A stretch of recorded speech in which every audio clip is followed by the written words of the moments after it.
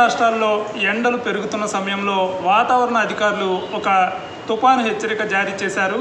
ఈ బంగాళాఖాతంలో ఉత్తర మధ్య బంగాళాఖాత ప్రాంతంలో ఈ నెల 24న ఒక అల్పపీడనం ఏర్పడబోతోందని వాతావరణ అధికారులు తెలిపారు.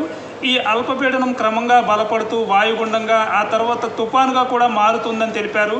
దీని ప్రభావం ప్రధానంగా ఉత్తర ఆంధ్రప్రదేశ్, మధ్య కోస్తా ఆంధ్రప్రదేశ్, కొంత ఉత్తర తెలంగాణలో కూడా కనిపించే అవకాశం ఉంది. ప్రధానంగా ప్రస్తుతం ఇప్పుడు బంగాళాఖాతంలో గాలుల వేగం పెరుగుతూ ఉంది. గంటకు 40 నుంచి 50 కిలోమీటర్ల దాకా గాలుల వేగం ఉంది. ఈ గాలుల వేగం వియత్నాంలో ఒక తుఫాను ఏర్పడుతోంది. దానివల్ల ఈ గాలుల వేగం అంతా పెరిగింది. అయితే ఈ తుఫాను వేగంలోనే ఈ గాలుల ప్రభావంతో ఈ ఉత్తర బంగాళాఖాతంలో కూడా ఒక అల్పపీడనం ఏర్పడడానికి అక్కడ ఒక సర్కిల్ లాంటిది ఏర్పడుతుంది. ఇది క్రమంగా బలపడుతూ ఉంది. అందువల్ల 24వ తారీఖు కల్లా మనకి ఒక అల్పపీడనం ఏర్పడబోతోందని క్లియర్గా చెప్తున్నారు. ఈ అల్పపీడనం వల్ల ప్రధానంగా ఉత్తర కోస్తాలో అతి భారీ వర్షాలు కురుస్తాయని వాతావరణ అధికారులు తెలిపారు. మొన్ననే ఇటీవలే ఉత్తర కోస్తాలో ఇట్లాగే ఉత్తరాంధ్ర, ఉత్తర కోస్తా, ఉత్తర తెలంగాణలో భారీ వర్షాలు, అతి భారీ వర్షాలు కురిశాయి.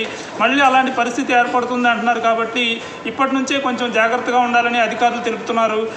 చూద్దాం ఈ 2-3 రోజుల్లో ఎట్లాంటి మార్పులు ఉంటాయో, ఆ తీవ్రత ఎట్లా ఉంటుంది అనేది ముందు మనకు తెలుస్తుంది.